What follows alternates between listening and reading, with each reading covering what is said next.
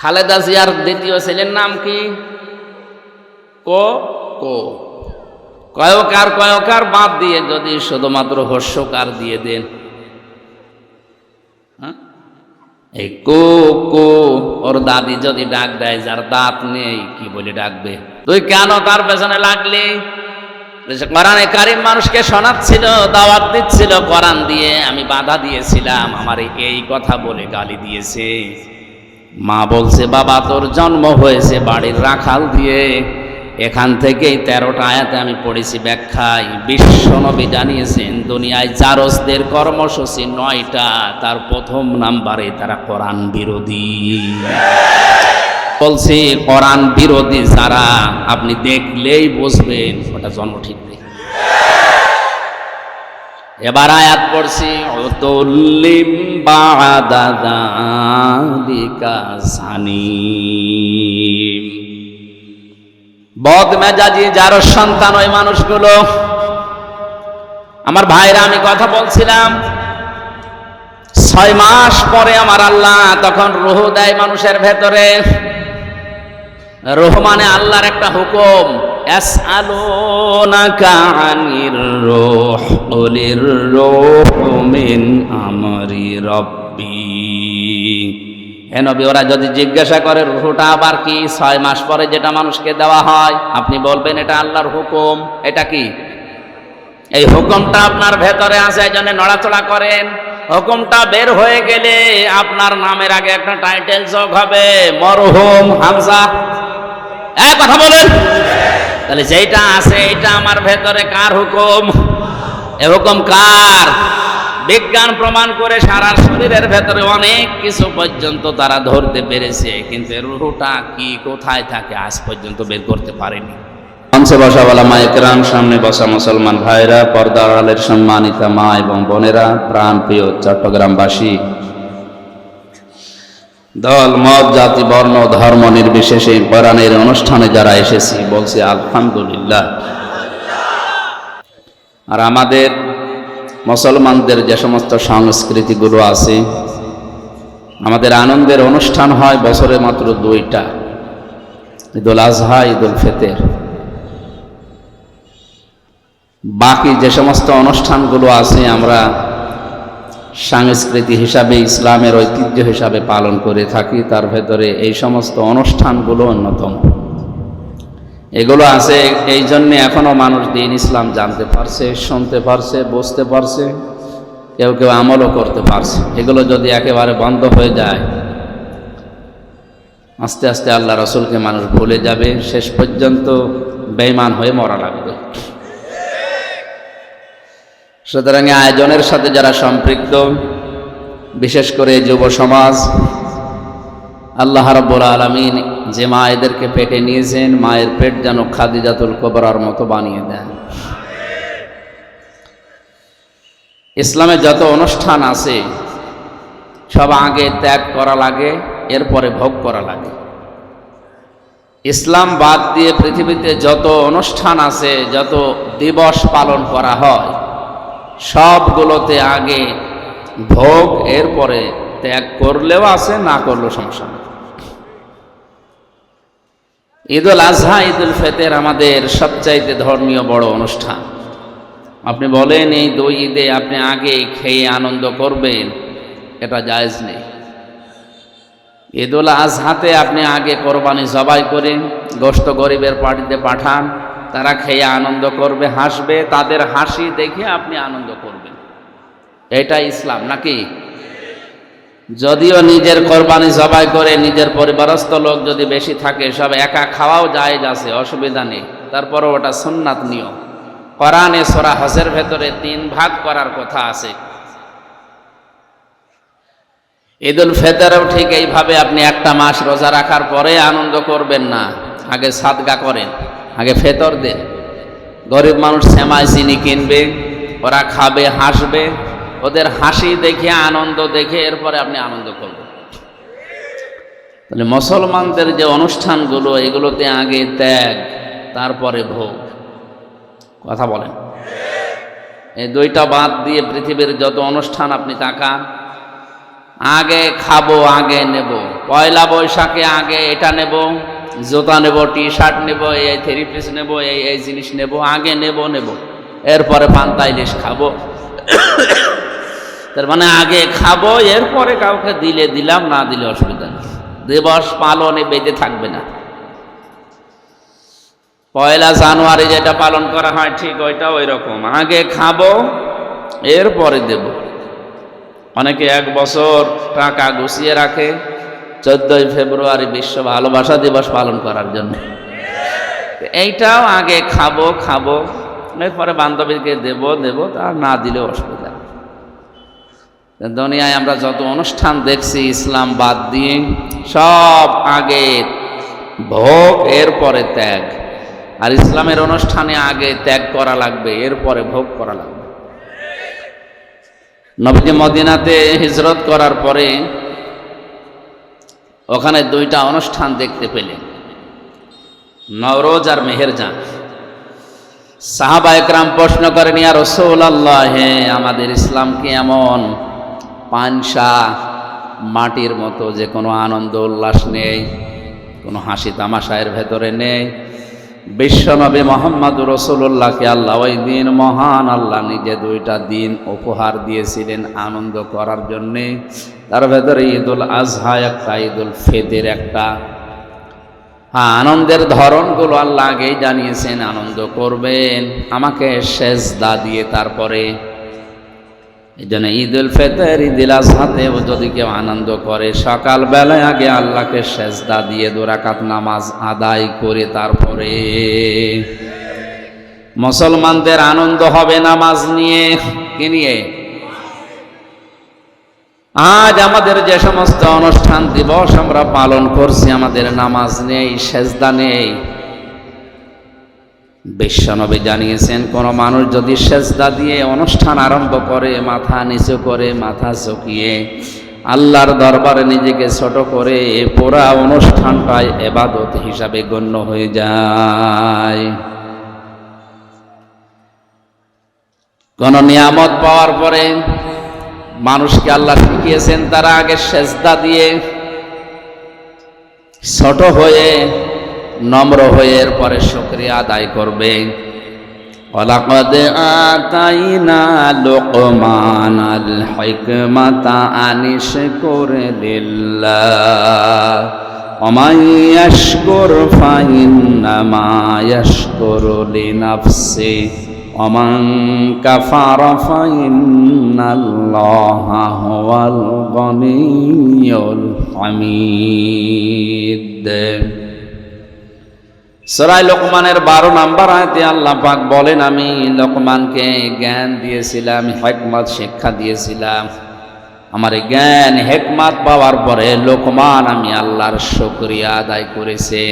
বলে জ্ঞান যারা পাবে, নিয়ামত যারা পাবে, তাদের উচিত আল্লাহর শুকরিয়া আদায় করা।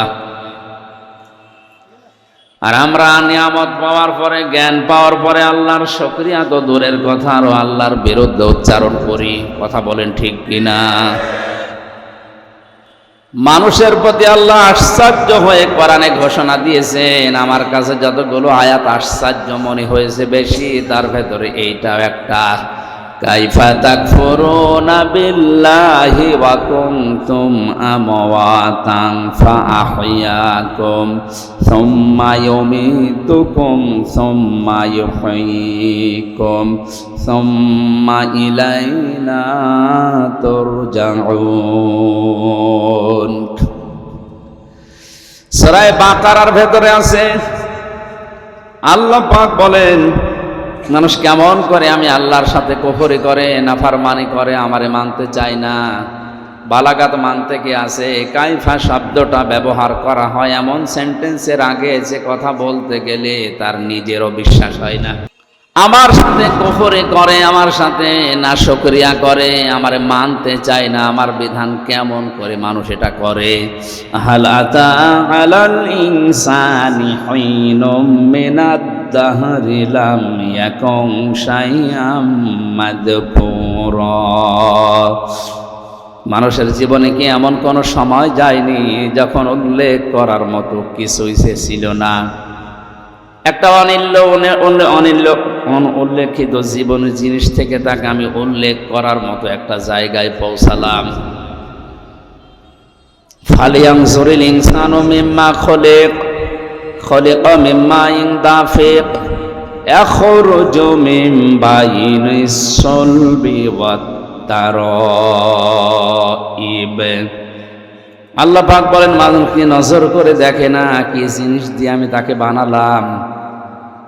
বাবার স্ফলিঙ্গ দিয়ে দ্রুত গতিতে বের হয়ে যাওয়া এক ফোঁটা নাপাক পানি দিয়ে আমি আল্লাহ তাকে বানিয়েছি।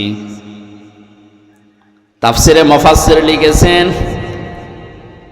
এমন একটা বেদামি পানি, এমন একটা কম দামি পানি বের হয় মানুষের শরীর থেকে, যেটা তামাম দুনিয়ার কোনো মার্কেটে 4 আনাও দাম নেই। আছে? কেউ ফিরে দিলেও নেয় না। এমন একটা নাপাক পানি মায়ের রেহেমের ভেতরে যাবার সময় বাবার স্ফলিঙ্গ থেকে দ্রুত গতিতে বের হওয়ার সঙ্গে সঙ্গে 40,000 মানুষ তৈরি হতে পারে এরকম রূহ এই নাপাক পানির ভেতরে থাকে। বিজ্ঞান প্রমাণ করছে, এখান থেকে মায়ের জরায়ুতে ধাক্কা দিয়ে একেবারে ডিম্বাণু পর্যন্ত যেতে অনেকেই দেওয়ালের সাথে ধাক্কা খেয়ে পড়ে যায়, অনেকে পায়ের সাথে পা লেগে মনে করেন পড়ে যায়। শেষ পর্যন্ত কারো 1টা 2টা 5টা 7টা 13টা পর্যন্ত বাচ্চা টিকে থাকে। ক্যালিফোর্নিয়ায় এক মহিলা 13টা সন্তান জন্ম দিয়েছে। এটাই মনে হয় সর্বোচ্চ, এর উপর আর নেই। তা আমার জিহাদ ছিল, আমার পরিশ্রম ছিল, আমার প্রতিযোগিতা ছিল, সে একেবারে জন্মের শুরু থেকে আমি আরম্ভ করলাম ওই জায়গা থেকে। মহান আল্লাহ আমাকে 40 দিনের ভেতরে একটা জমাট রক্তে পরিণত করলেন এই বীর্যটাকে।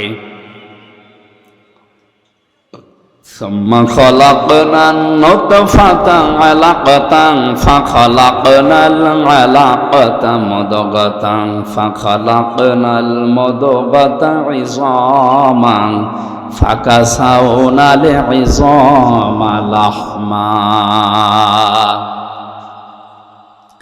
সুম্মা আনশা'নাহু খালকান আখারা ফাতাবারাকাল্লাহু আহসানুল খালিকিন।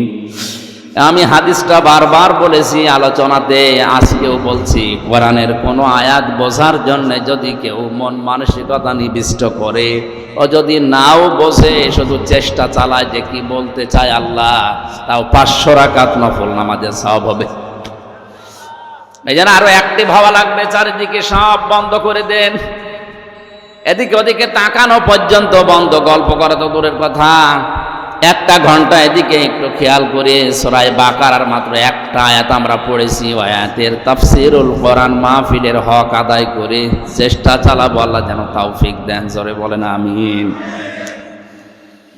40 দিন 40 দিন 40 দিন এভাবে করে করে 6 মাস পর্যন্ত মানুষকে তৈরি আমার আল্লাহ করেন।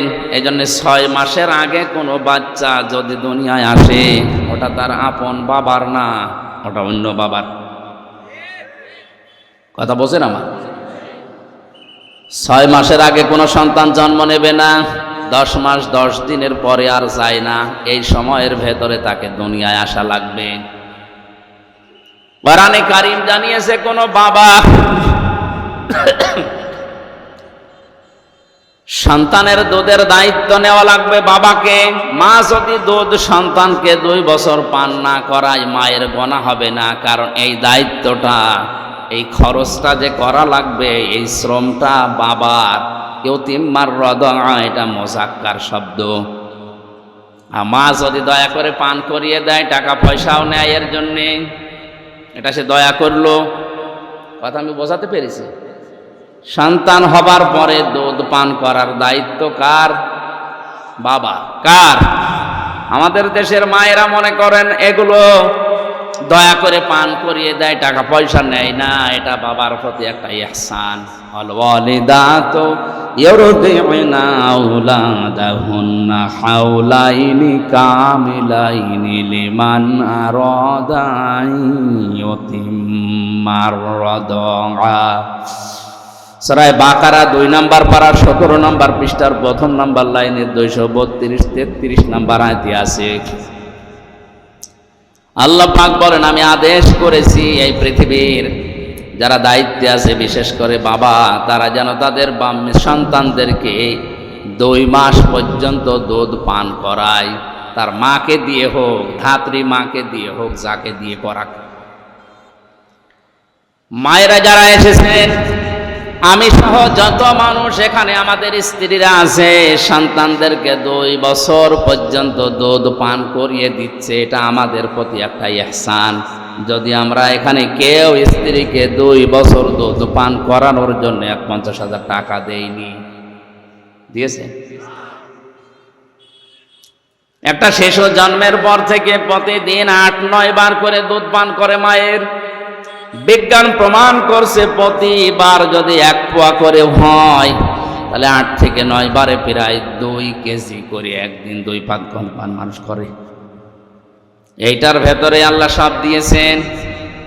এর ভেতরে পানি আছে, মিষ্টি আছে, এর ভেতরে ভিটামিন আছে, যা লাগে একটা মানুষের জীবন চালাতে সব এই দুধের ভেতরে। এজন্য বাইরের কোনো খাবার একাধারে 6 মাস যদি কোনো মানুষ নাও খায়, কোনো অসুবিধা নেই। এমনও আছে দুনিয়ায় একটা মাত্র খাবার আছে যার নাম দুধ। এটা খেলে ভাতে খাবারের চাহিদাও পূরণ হয়, পানির চাহিদাও পূরণ হয়। এই জন্য সন্তান যদি জন্মের পরে মায়ের স্তনের দুধ বেশি করে পান করতে পারে, তাহলে সে সুস্থ থাকে, হৃষ্টপুষ্ট হয়, এমনকি তার রোগ শোকও কম হয়। এমন এখন আমাদের রোগ সারে না, শরীরই চলে না, কারণ মায়েরা এখন অধিকাংশ সন্তানদেরকে আর দুধ দিতে চায় না, ফিডার খাওয়ায়। আর ডানো আনো, আমাদেরকে পাগল পেয়েছে, আমাদের বলে ডানো, আর আমরা নিয়ে আসি। ডানোর ভেতরে যে সমস্ত জিনিসগুলো দিয়েছে তার অন্যতম এটা পশুর একটা কিছু মিশিয়ে দেয়। পশুর যে দুধ আছে, পশুর ওই দুধগুলো ডানোর ভেতরে মিশ্রিত আছে। আমার কথা নয়, পত্রিকা থেকে বলছি। এই কারণে আমরা অধিকাংশ মানুষ দেখি ডানো খেয়ে খেয়ে যারা বড় হয়, চরিত্রগুলো পরবর্তীতে পশুর মতো হয়ে যায়। এটা বন্ধ করা দরকার। মায়েরা আপনারা একটা অনুগ্রহ স্বামীদের ওপরে করছেন, এটা করেন। সন্তানকে দুধ পান করানো, এটা যদিও বাবার খরচে, আপনারও দায়িত্ব আছে। কারণ বাবাকে আল্লাহ এই মেশিন দেয়নি, এই মেশিন দিয়েছে কাকে? মাকে। আমি একটা কথা বোঝানোর জন্য আজটা পড়েছিলাম। 2 বছরে কত মাস হয়? 24। বলেন বলেন। এবার সূরা আহকাফ 15 নম্বর আয়াতে আছে, ওয়াল ওয়ালিদাতু ওয়াসাইনাল ইনসানা বিওয়ালিদাইহি ইহসানা হামালাতুহু উম্মুহু কুরহা ওয়া ওয়াদাআতুহু কুরহা ওয়া হামলুহু ওয়া ফিসালুহু 30 শাহরা।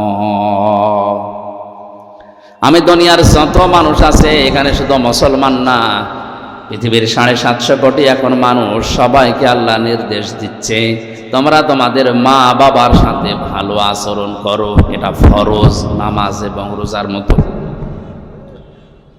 মা বাবার সাথে ভালো আচরণ করা নফল না ফরজ? কেমন ফরজ? নামাজ পড়লা যেমন ফরজ, মায়ের সাথে বাবার সাথে হাসি মুখে কথা বলা ফরজ। কথা বলেন। কোরআনে কারিমে আল্লাহ পাক জানিয়েছেন, ইম্মা ইয়াবলুগান্না ইনদাকাল কিবারা আহাদুহুমা আও কিলাহুমা ফালা তাকুল লাহুমা উফফিন ওয়ালা তানহারহুমা ওয়া কুল লাহুমা কাওলান কারীমা। তোমাদের মা বাবা একজন অথবা 2 জন যদি বার্ধক্য অবস্থায় পৌঁছে যায়, মাথায় ঝাঁকি দিয়ে বেয়াদবিমূলক কোনো কথা তাদের সামনে বলবা না। তুমি যদি আল্লাহ এবং কিয়ামতে বিশ্বাস করে থাকো, যদি নামাজ পড়ো আল্লাহর জন্যে, মায়ের সাথে বাবার সাথে ভালো আচরণ করা লাগবে ওই আল্লাহর জন্যে। নামাজ পড়ে রোজা রাখে কিন্তু মা বাবার সাথে আচরণ খারাপ, এ লোকটা জান্নাতে যেতে পারবে না। আরাফ নামক একটা দেওয়াল আছে, ওই দেওয়ালের উপরে বসে থাকবে। নবীজি হাদিসটা যখন বলছিলেন কিয়ামতে আরাফ নামক একটা প্রাচীর থাকবে, ওর উপরে কিছু মানুষকে আল্লাহ দাঁড় করাবে, ওরা জান্নাতেও যাবে না, জাহান্নামেও পড়বে না। সাহাবীরা বলেন, হুজুর এরা জাহান্নামেও যাচ্ছে না, জান্নাতেও যাচ্ছে না, কাজ কি?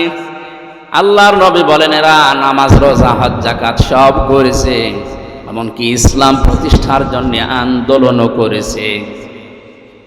এই জন্য আল্লাহ তাদেরকে জাহান্নামে দিচ্ছে না, জান্নাতে দেয় না একটাই মাত্র কারণ, এরা মা বাবার সাথে আচরণ ভালো করতো না। চট্টগ্রামবাসী নামাজ পড়েছে, রোজা রেখেছে, নফল দান সাদগা, এমনকি ইসলামী আন্দোলন করেছে, জিহাদ পর্যন্ত করেছে।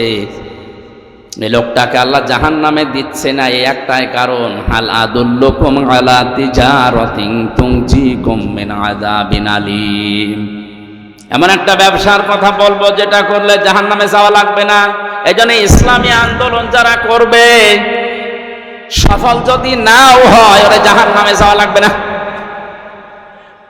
দলিল সূরা সফের এই 10, 11, 12 নম্বর আয়াত, তুমিনুনা বিল্লাহি ওয়া রাসূলিহি ওয়া তুজাহিদুনা ফি সাবিলিল্লাহ বিআমওয়ালিকুম ওয়া আনফুসিকুম যালিকুম খায়রুল লাকুম ইন কুনতুম তা'লামুন। আল্লাহ রাব্বুল আলামিন বলেন, যারা আল্লাহ রাসূলকে বিশ্বাস করার পরে দাবি অনুযায়ী ভালো ভালো কাজের আঞ্জাম দেবে। এখানে ভালো কাজ বলতে যালিকুম খায়রুল লাকুমের ব্যাখ্যায় আছে, এর আগের শব্দটা সবচাইতে ভালো কাজ, সেটা হচ্ছে তুজাহিদুনা ফি সাবিলিল্লাহি বিআমওয়ালিকুম ওয়া আনফুসিকুম। জান আর মাল দিয়ে আল্লাহর দ্বীনকে জমিনা প্রতিষ্ঠা করার জন্য যারা আন্দোলন করবে, চেষ্টা চালাবে, এইটাই আল্লাহর কাছে সবচাইতে ভালো কাজ। এদেরকে আল্লাহ জাহান্নামে দেবে না। আমি আবার ফতোয়া দিলাম, ইসলামী আন্দোলন দুনিয়াতে যারা করবে, ইসলাম প্রতিষ্ঠার জন্য যারা কাজ করবে, এদের অন্য পাপের জন্য যদি আল্লাহ শাস্তিও দিতে চান, জাহান্নামে দেবেন না, ওই প্রাচীরে রাখবেন, আরাফ নামক ওই প্রাচীরে দাঁড় করিয়ে রাখবেন। এদের জাহান্নাম এদের জন্য হারাম, জাহান্নামে দেবে না। আমি আবার রিপিট করছি, ইসলাম প্রতিষ্ঠার জন্য পৃথিবীতে যারা আন্দোলন করবে, সংগ্রাম করবে, জান আর মাল দিয়ে, এদেরকে আল্লাহ দেবে না। কোন জায়গায়? আরো জোরে বলেন।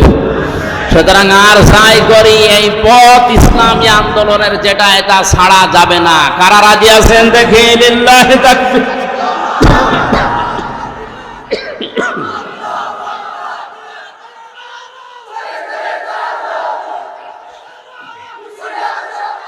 আলহামদুলিল্লাহ ভাই, আলহামদুলিল্লাহ। আমি আপনাকে বাঁচাতে চাই। আরাফ নামক এই প্রাচীরে যারা দাঁড়িয়ে আছে, এদেরকে জাহান্নামে দিচ্ছে না কেন? নবীজি বললেন এরা ইসলামী আন্দোলন করতো, জিহাদ করতো, এই কারণে দিচ্ছে।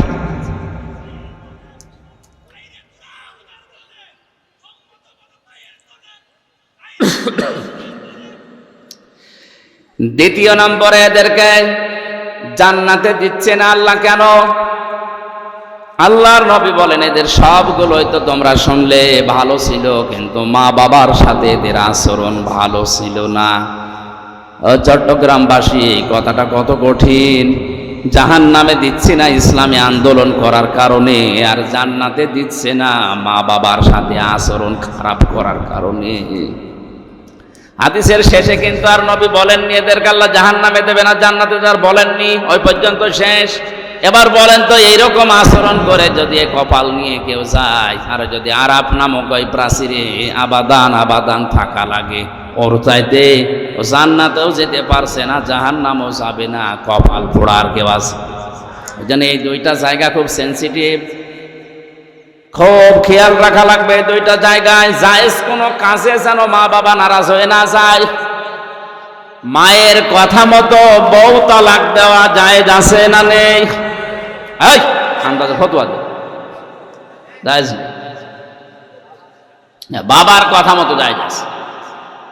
হ্যাঁ, বাসখালীবাসী মায়ের কথা মতো বউ তালাক দেওয়া জায়েজ নেই, যদিও তাদের সম্পর্কটা খারাপ। নবীজি কেন এটা বলেছেন? কারণ আল্লাহর নবীকে আল্লাহ জানিয়েছেন দুনিয়াতে যত ফেরেশতা মার্কা মানুষ হোক, বউ শাশুড়ির সম্পর্ক একেবারে মা মেয়ের মতো 100 ভাগ হয় না। শাশুড়ি সবসময় চিন্তা করে লোকের মেয়ে, বউমাও চিন্তা করে আপন মা না। এক গাছের ছাল অন্য গাছে জোড়া দিলে যেমন লাগতে চায় না, 100 ভাগ ওইরকম মেলে না। এই জন্য অধিকাংশ পরিবারে সন্তান বিয়ে করার পর থেকেই বইয়ের গোতাগতিতে আলাদা হয়ে যায়। আমার আল্লাহর দিকে আমি তাকিয়ে বলছি, আমার মনে হয় যে সমস্ত বর কারণে মাগুলো বাবাগুলো আলাদা করে দিচ্ছি, এই বোর কাছে যদি তার আপন মার বাবা 2 দিন 5 দিন না 10 বছরও থাকে, কোনোদিন স্বামীকে বলবে না যে আলাদা করে দাও, বলবে? আল্লাহ আমাদের মনের খবর আগে থেকে জানে, আমাদের আচরণ এই জন্যই জানিয়েছেন নবীজির মাধ্যমে যে মায়ের কথা মতো অন্তত বউকে তালাক দিতে পারবা না। হ্যাঁ, বাবার কথা মতো পারবা যদি বাবা দেখে যে বউমার চরিত্র উলট পালট, ইসলামের নিয়ম কানুন মেনে চলে না, ক্ষতি হয়ে যাচ্ছে ইসলামের, তখন যদি সন্তানকে বলে যে বাদ দেওয়া লাগবে, বাবার কথা মতো আল্লাহর বিধানের দিকে তাকিয়ে হলেও বাদ দেওয়া যায় যাচ্ছে। তাহলে এখান থেকে মাসলা বের হলো 2টা। মায়ের কথা মতো যত খারাপই হোক বউ তালাক দেওয়া, বাবার কথা মতো জায়েজ আছে। হযরত ওমরের সন্তানকে হযরত ওমরের কথা মতো আব্দুল্লাহ তালাক দিয়েছিল। হযরত ইব্রাহিম আলাইহিস সালামের ইঙ্গিতে ইসমাঈল নবী আলাইহিস সালাম তার স্ত্রীকে তালাক দিয়েছিল। কথা বলেন না কেন? আমি কথা বলছিলাম মা বাবার সাথে আচরণ খারাপ করা ভালো করার বিষয়ে বলতে বলতে আল্লাহ শেষ পর্যন্ত এমনও জানালেন, কথা যদি বলতে চাও উঁচু গলায় মাথা উঁচু করে কর্কশ ভাষায় তো বলবাই না, কথা বলতে চাইলে মাথা নিচু করে প্রেসিডেন্টের সামনে প্রধানমন্ত্রীর সামনে দাঁড়িয়ে যেভাবে নরম সুরে বলো, ঠিক ওই কায়দায় বলো। আল্লাহ তা কায়দা শিখিয়েছেন। দেখেন তো পরের আয়াতে, أخفض لهما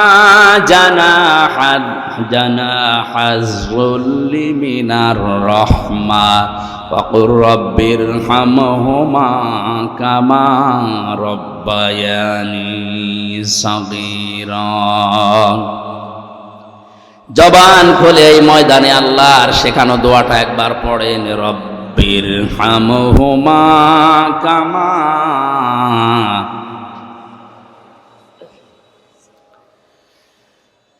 অখফেদ আলেমদেরকে বলছি এবার। আল্লাহ বলেন খফজন শব্দের শাব্দিক অর্থ কিন্তু ডাউন করা, শুধু ডাউন না, খফজন মানে ডাউন করার পরে ফল করে দেওয়া। আল্লাহ বলেন ডাউন করবা, এরপরে ফল করবা। কি? জানাহাজ্জুল্লি, বিনয়ের ডানা। কিসের ডানা? মানুষের ডানা হয়? হ্যাঁ, না না, ডানা হয় না। মানুষের তো হাত, মানুষের ডানা নেই। আল্লাহ ডানা ধার করে এনে এই জায়গায় লাগিয়েছেন। বালাগাত মান থেকে একটা চ্যাপ্টার আছে, আল্লাহ কেন ডানা ধার করে নিয়ে এসে আমাদেরকে দিলেন। আমাদের তো বাহু আছে, বাহু বল। আল্লাহ এটা বোঝাতে পাখির ডানা ধার করে আমাদেরকে শুধু দেননি, আল্লাহ বলেন খফজন করবে তোর এই ডানা, একেবারে ডাউন করার পরে শুধু ছাট করে রাখবে না, হেলিকপ্টারের ডানার মতো, এরোপ্লেনের ডানার মতো এরকম সোজা করে রাখলে হবে না। জানাহাজ্জুল্লি মিনার রহমা, আল্লাহ হেলিকপ্টার এরোপ্লেনের কাছ থেকে ডানা নেননি, নিয়েছেন পাখির কাছ থেকে। ওদের কাছ থেকে নিলে আল্লাহর সমস্যা কি ছিল? সমস্যা ছিল এরোপ্লেনের ডানা ডাউন হয়, ফল হয় না। ফল হলে উড়বে না। আর পাখির ডানা ডাউন করার পরে ফল করলে উড়ে যেতে পারে। আর এর ডানার ভেতরে এমন নরম নরম পর আছে, পাখা আছে, এত সফট এটা, কমল এটা, এত আরামদায়ক। সিল যখন সো মারে, মা পাখিটা আস্তে করে নিজের ডানাটা বিছিয়ে দিয়ে ফল করে দেয়। বাচ্চারা ওর নিচে একটা কিচির মিচির আওয়াজ করে, এটা অনির্বচন সুখ অনুভব করে।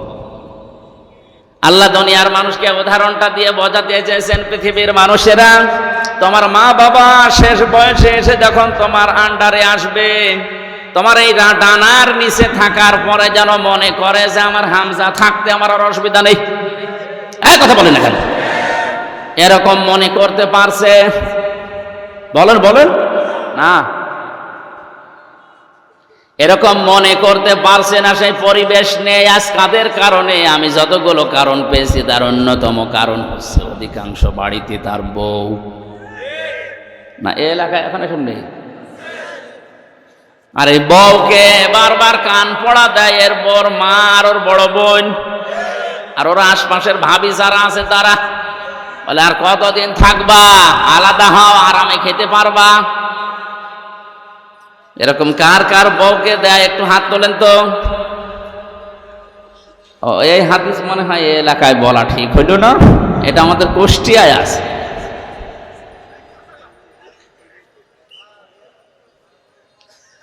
সম্মানিতা মা বোনেরা, কোন প্যান্ডেলে আছেন আমি জানি না, একটা স্বামীও হাত তোলেনি। আপনাদের চরিত্র কত ভালো, এরা হাত না তোলার পেছনে কারণ আছে দুইটা। এক নম্বরে যদি কেউ হাত তোলে, ক্যামেরা হচ্ছে, ও বাড়ি গিয়ে ইউটিউবে দেখবে আমার লোক হাত তুলেছে, আপনার হাত বন্ধ করে দেবে। দ্বিতীয় নাম্বারটা আমি বললাম না। দেখেন, জানা হাজুল্লিমিনার রহমা দেওয়ার পরে আল্লাহ রাব্বুল আলামিন এই দোয়াটা মানুষকে শিখিয়েছেন যে এই দোয়া করো, রব্বিরহামহুমা কামা রব্বায়ানি সগীরা।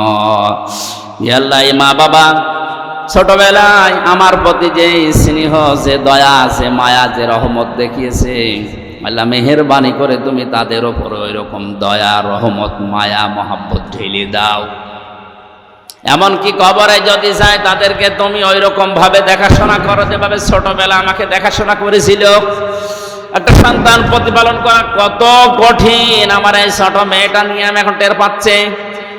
একটা জিনিস 5 বার বললেও বোঝে না। আমার মনে মাঝে মনে হয় ঠিক ছোটবেলায় আমি এরকম তেড়াই ছিলাম। ওর মা আমারে বলে মাঝে মাঝে যে তুমি এরকম তেড়া ছিলে ছোটবেলায়, এই কারণে তোমার এইটা এরকম। আমার ভাইরা, আমার কথা বোঝানোর বিষয় ছিল মা বাবার প্রতি ভালো ব্যবহার করা, ইহসান করার কথা আল্লাহ বলার পরে জানিয়েছেন কেন করবা জানো? কারণ তোমার এই মা তোমাকে পেটে বহন করেছে কষ্টের পরে কষ্ট সহ্য করে, এবং দুধ পান করিয়েছে 30 মাস।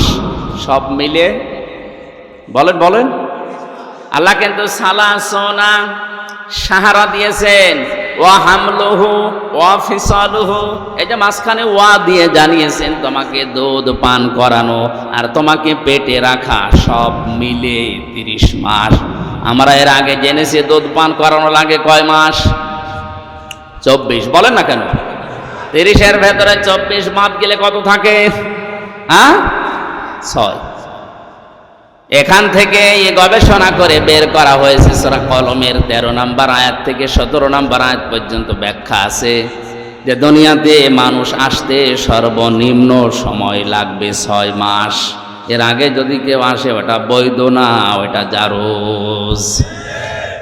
আর জারজ সন্তানদের যে কর্মসূচিগুলো আছে তার অন্যতম একটা 9টা আছে। তার প্রথম নাম্বারে ওরা কোরআন বিরোধী হবে। আজ দুনিয়াতে তাকান, ইসলাম বিরোধী, কোরআন বিরোধী যারা, কোরআন যারা পড়িয়েছে ফ্রান্সে, তাম দুনিয়ার জরিপ 228টা রাষ্ট্রের জরিপ বের হয় জানুয়ারি মাসে। আপনি জরিপ পড়ে দেখবেন তাম দুনিয়ায় সবচাইতে বেশি জারজ সন্তান তৈরি হয় ফ্রান্সে। ওরা কোরআনকে গালি দেয়, রসুলকে গালি দেয়, কোরআন পুড়িয়ে ফেলে, পা দিয়ে লাথি মারে। এমনি না, কারণ ওগুলোর জন্মে ভেজাল আছে।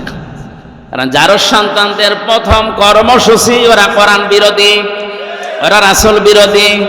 এটা প্রমাণ করেছেন নবীজি নিজের জীবনে একজনের মাধ্যমে। ওয়ালিদ ইবনে মুগিরা নামে এই লোকটা রসুলের দাওয়াতে, রসুলের কোরআন তেলাওয়াতে, কোরআন যেখানে বোঝাতো এই লোকটা যে বাধা দিত, আল্লাহর নবী একবার রাগ করে শেষ পর্যন্ত বলেই ফেলেছিলেন যে তুমি জারজ সন্তান। মানুষকে জন্ম নিয়ে কথা বললে এমনিতে রাগ হয়ে যায়। বাড়িতে গিয়ে ডাক দিয়ে বলে, মা মোহাম্মদ আমারে গালি দিয়েছে, সত্যি করে বলো আমার বাবাকে। তোর মা বলছে তোর বাবা, তোর বাবা। না, ও বাবা আমি মানি না, আমার আসল বাবাকে। জোড়াছুড়ি করার শেষ পর্যায়ে মা ডাক দিয়ে বলে, বাবা এ কথা তোরে কে বারবার জিজ্ঞাসা করতে বলে? বলে মোহাম্মদ আমারে গালি দিয়েছেন, আমি কি জারজ সন্তান? মা নাথ মাথা নিচু করে বলে, বাবা ওই ছেলে যা বলে ঠিকই হয়, তুই কেন তার পেছনে লাগলি? কোরআনে কারিম মানুষকে শোনাচ্ছিল, দাওয়াত দিচ্ছিল কোরআন দিয়ে, আমি বাধা দিয়েছিলাম, আমার এই কথা বলে গালি দিয়েছে। মা বলছে, বাবা তোর জন্ম হয়েছে বাড়ির রাখাল দিয়ে। এখান থেকেই 13টা আয়াতে আমি পড়েছি ব্যাখ্যায়। বিশ্বনবী জানিয়েছেন দুনিয়ায় জারজদের কর্মসূচি 9টা, তার প্রথম নাম্বারে তারা কোরআন বিরোধী। বলছি কোরআন বিরোধী যারা, আপনি দেখলেই বুঝবেন ওটা জন্ম ঠিক নেই। এবার আয়াত পড়ছি, উতুল্লিম বা'দা যালিকা জানিম। বদমেজাজি জারজ সন্তান ওই মানুষগুলো। আমার ভাইরা, আমি কথা বলছিলাম 6 মাস পরে আমার আল্লাহ তখন রূহ দেয় মানুষের ভেতরে। রূহ মানে আল্লাহর একটা হুকুম। ইয়াসআলুনাকা আনির রূহ কুলির রূহু মিন আমরি রাব্বি। হে নবী, ওরা যদি জিজ্ঞাসা করে রূহটা আবার কি, 6 মাস পরে যেটা মানুষকে দেওয়া হয়, আপনি বলবেন এটা আল্লাহর হুকুম। এটা কি? এই হুকুমটা আপনার ভেতরে আছে, এই জন্য নড়াচড়া করেন। হুকুমটা বের হয়ে গেলে আপনার নামের আগে একটা টাইটেল যোগ হবে, মরহুম হামজা। কথা বলেন। তাহলে যেটা আছে এটা আমার ভেতরে কার হুকুম? এ হুকুম কার? বিজ্ঞান প্রমাণ করে সারা শরীরের ভেতরে অনেক কিছু পর্যন্ত তারা ধরতে পেরেছে, কিন্তু রূহটা কি কোথায় থাকে আজ পর্যন্ত বের করতে পারেনি। কারণ এই হুকুমটা কার? আল্লাহ পাক বলেন, আমি যখন হুকুম করব বের হয়ে আয়, তাম দুনিয়া মিলেও আটকে রাখতে পারবে না। আর আমি এটা করার জন্য 14 জন ফেরেশতা নিয়োগ করব, তাও না।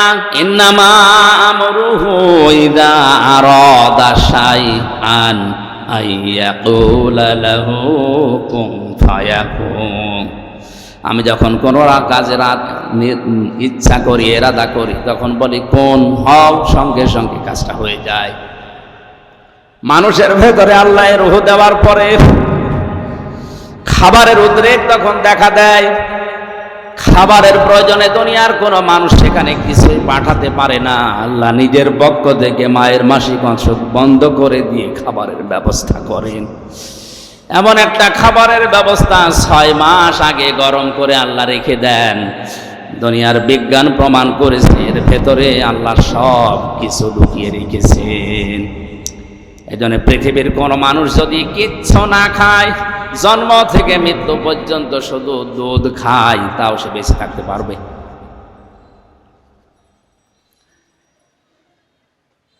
আল্লাহ রাব্বুল আলামিন মানুষকে মায়ের পেট থেকে এবার বের করবেন, খাবারের ব্যবস্থা করে দিলেন, তাও নাভির সাথে নাভি দিয়ে, মুখ দিয়ে নাপাক রক্ত দেননি।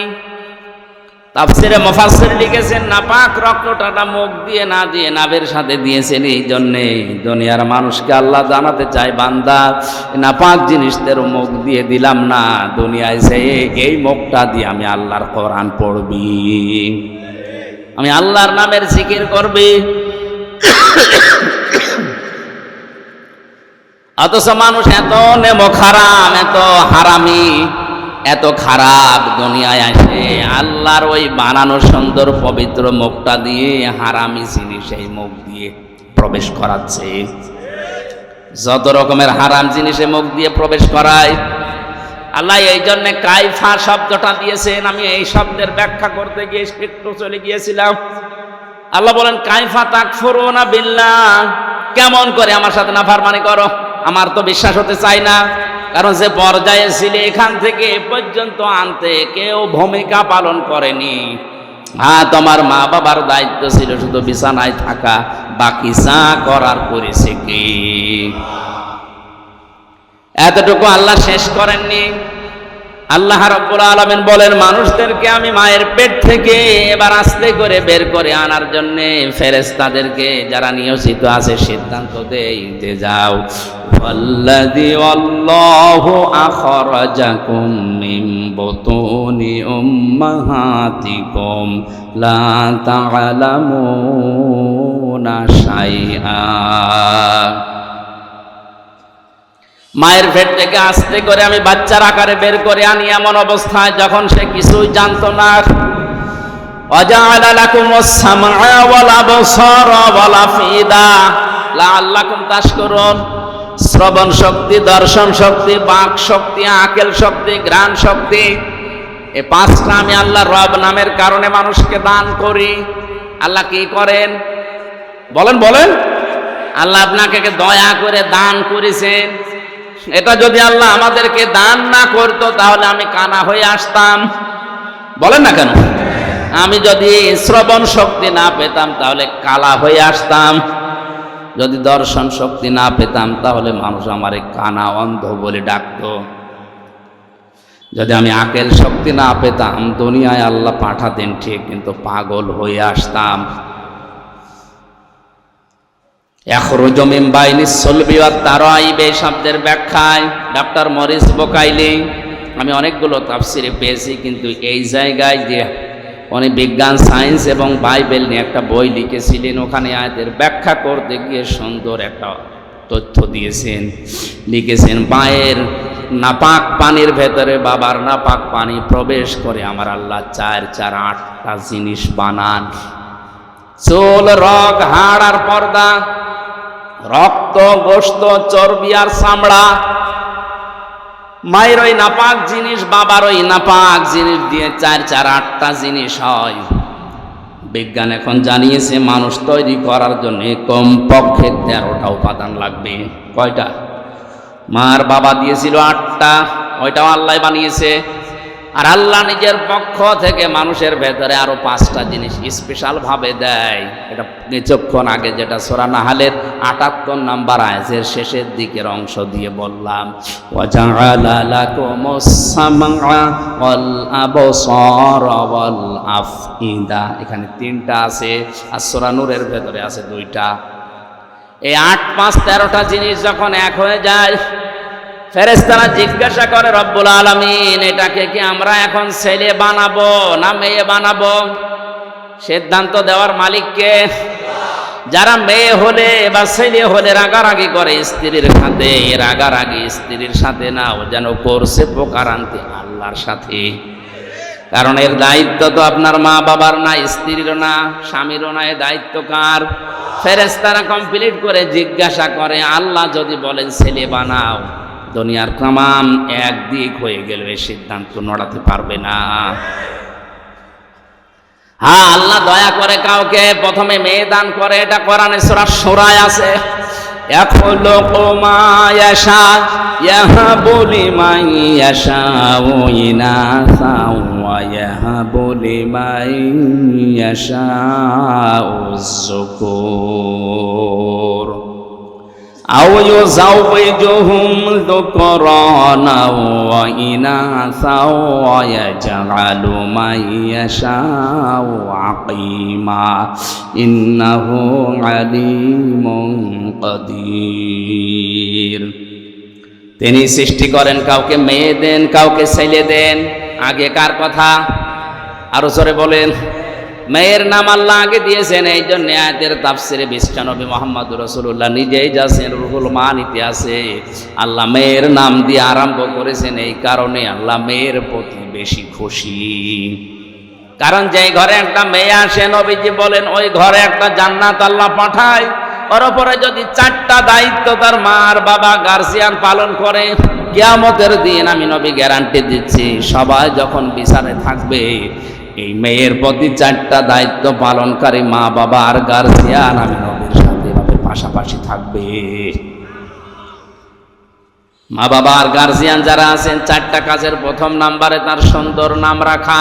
কি নাম বলেন বলেন? একটা অর্থবোধক নাম রাখতে হবে। আপনাদেরকে আমি বলছি, অনেকে স্বামীর সাথে নাম জুড়ে নিজের নাম লেখে না, এটা জায়েজ না।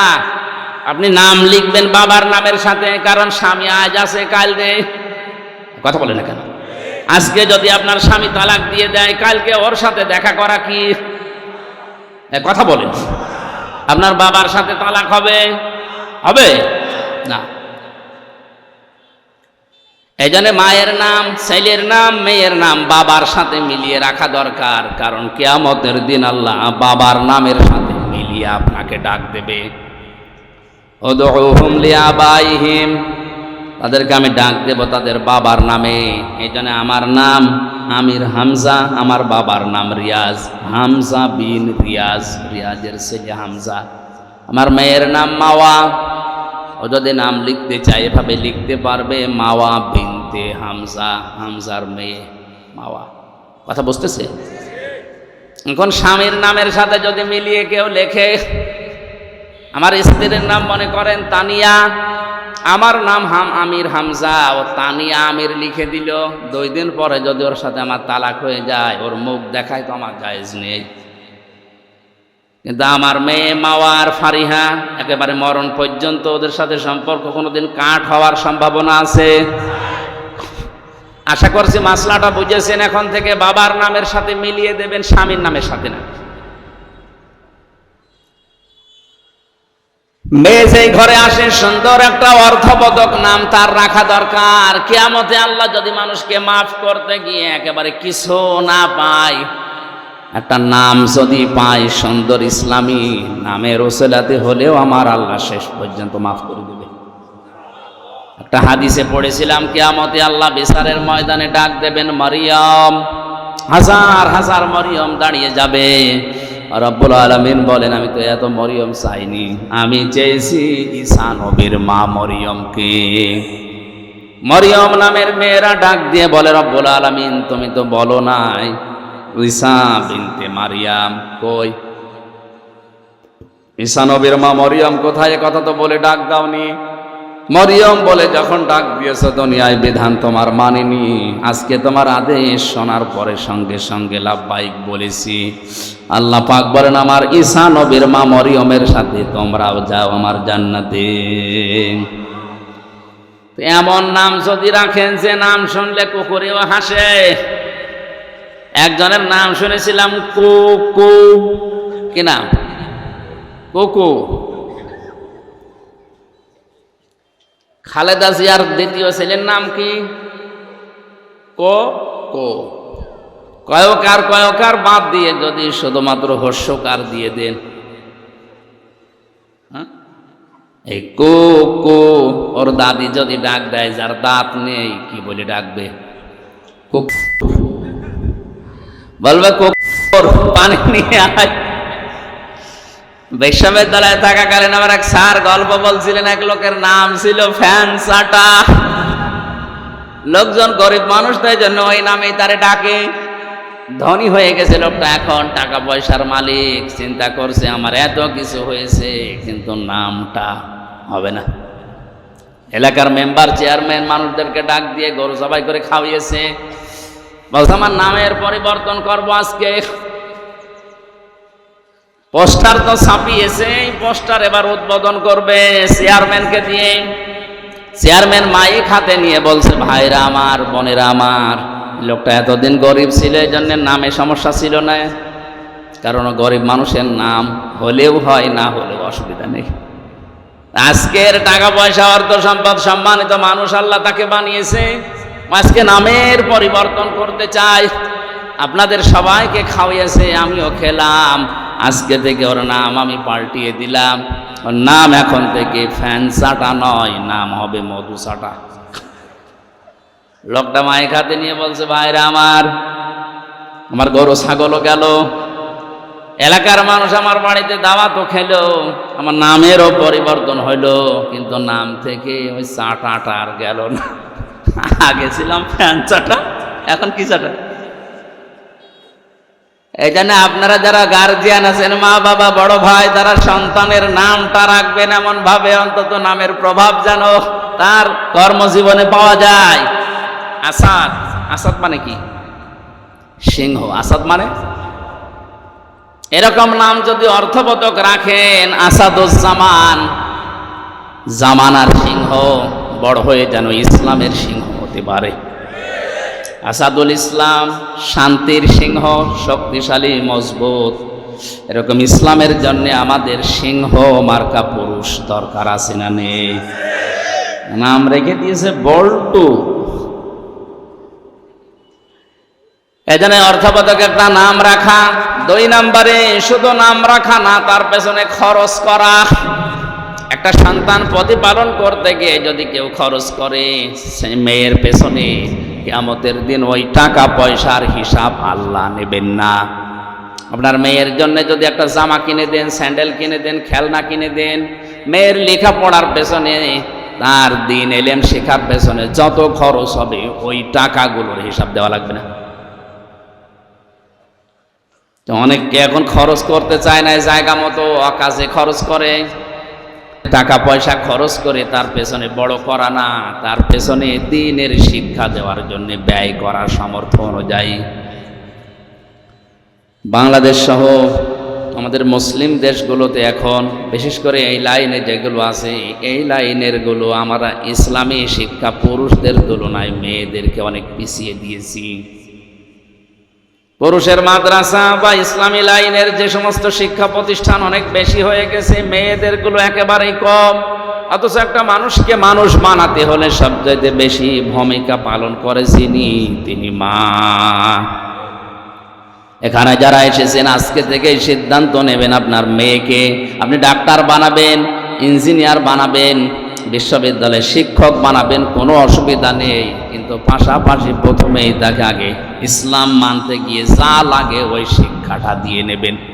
আর এই শিক্ষাটা যেখানে পাওয়া যায় এরকম জায়গায় আপনি যাবেন, এটা তো পাওয়া যাবে। কারিতাসের যে স্কুলগুলো আছে, এখানে আশা, ব্যারাকে, কথা বলে না, সন্তানকে প্রথমেই দেওয়া লাগবে ইসলাম মানতে গিয়ে যে নিয়ম নীতিগুলো আছে, এগুলো যেখানে শেখায় তার নাম মাদ্রাসা।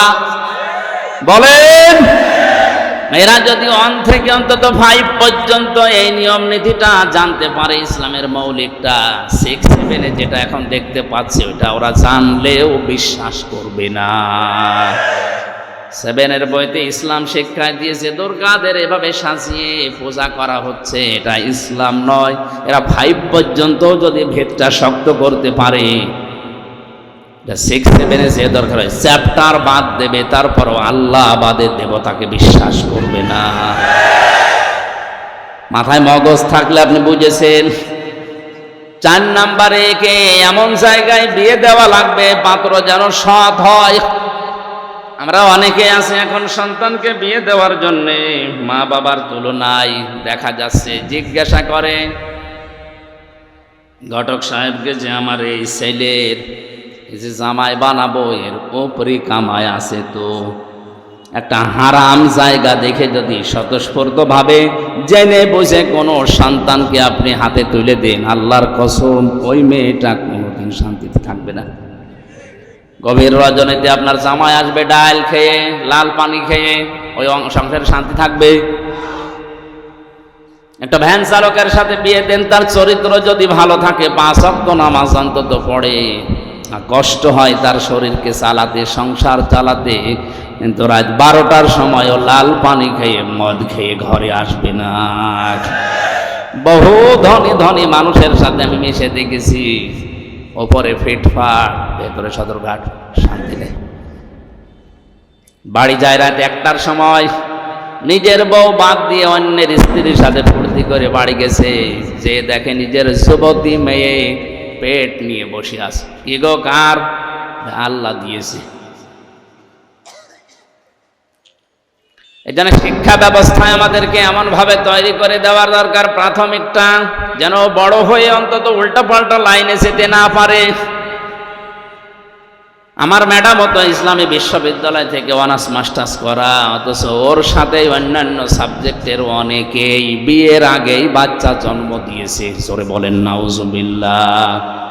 এ দোষ শুধুমাত্র ওদের না, সন্তানকে যদি এভাবে ছোটবেলা থেকে অন্তত ইসলামের মৌলিকটা শিখিয়ে দিতে পারতেন, অবিশ্ববিদ্যালয় না অক্সফোর্ডে যাওয়ার পরেও ওর শরীরকে হেফাজত করত। কিন্তু দিনটা এমন খারাপ আসতেছে সামনে, এমন পর্যায়ে আমরা পৌঁছিয়ে যাচ্ছি, এভাবে যদি ইসলামী শিক্ষা নিয়ে ষড়যন্ত্র হতেই থাকে আর শিক্ষা ব্যবস্থা যদি এভাবে চলতে চলতে আমাদের আয়ত্তের বাইরে চলে যায়, কিছুদিন পরে আপনার যুবক ছেলে মদ খেয়ে আপনার বাড়িতে আসবে, আপনি কিছু বলতে পারবেন না। আপনার বিশ্ববিদ্যালয়ের পড়ুয়া মেয়ে পেট নিয়ে আসবে, আপনি কিছু বলতে পারবেন না। ইসলামের শিক্ষা দেওয়ার পাশাপাশি সন্তানদেরকে সৎ পাত্রে পাত্রস্থ করার তৌফিক আল্লাহ আমাদের দান করেন। এই চারটা কাজ যদি আমাদের গার্জিয়ানরা করি, অন্য কোনো আমল যদি আমাদের কম থাকে, একেবারে নাও থাকে, তাও অসুবিধা নেই, ফরজটা ঠিক রাখবেন। এর পাশাপাশি যে দায়িত্বগুলো নবীজি দিয়েছেন সন্তানের প্রতি, এগুলো থাকলে কিয়ামতের ময়দানে মহান আল্লাহ আমাদেরকে নবীজির সাথে পাশাপাশি জান্নাতে রাখবেন। জোরে বলেন আমিন। আমি কায়ফা শব্দের ব্যাখ্যা করতে গিয়ে এই সিটিপিটি কথা বলেছিলাম। মানুষের এই যে জন্ম থেকে শুরু করে পর্যন্ত আল্লাহ এগুলো আশ্চর্য হয়ে যায় যে নাফরমানি করে কি করি। এরপরে তোমাদেরকে আমি জীবন দিয়েছি, এরপরে মরণ দেব, আমার কাছে আবার ফিরে আসা লাগবে। আমাদের আনন্দের বিষয় আজকে থেকে আমরা নির্ধারিত করে নেব বা নিলাম, এখন থেকে মরণ পর্যন্ত আনন্দ হবে শুধুমাত্র কোরআনের সাথে সম্পর্ক আছে যেইটা, ওইটা নিয়ে। আজকের সম্পর্ক কিসের সাথে? আমির হামজার সাথে। আল্লাহ আমাদেরকে কোরআন নিয়ে আনন্দ করার তৌফিক দিন। আমি মনে হয় বেশি বলে ফেললাম, আজকে মাগরিবের সময় হয়ে যাচ্ছে, বারবার ওই কমিটি আরেক জায়গায় অনুষ্ঠান আছে তো কল দিচ্ছে। এ পাশে আর একটা মাহফিল আছে এশার পরে, মনে হয় নাকি 9টা 9:30টার দিকে, ওখানে দেখি শেষ করা যায় কিনা। আল্লাহুম্মা আমিন। বারাকাল্লাহু লানা ওয়া লাকুম ফিল কুরআনিল আযীম। আজকের এই মাহফিলে অনেক আশা নিয়ে আমরা এসেছিলাম, যে আশা নিয়ে এসেছে আমাদের জায়েজ আশাগুলো পূর্ণ করে দাও। যে যুবকগুলো কোরআন শোনানোর জন্য ব্যবস্থা করে দিল, যারা বাইরের দেশ থেকে টাকা পয়সা পাঠালো, আল্লাহ এই যুবকদেরকে তুমি মঞ্জুর করো। বারাকাল্লাহু লানা ওয়া লাকুম ফিল কুরআনিল আযীম। আলহামদুলিল্লাহি রাব্বিল আলামিন। IUB media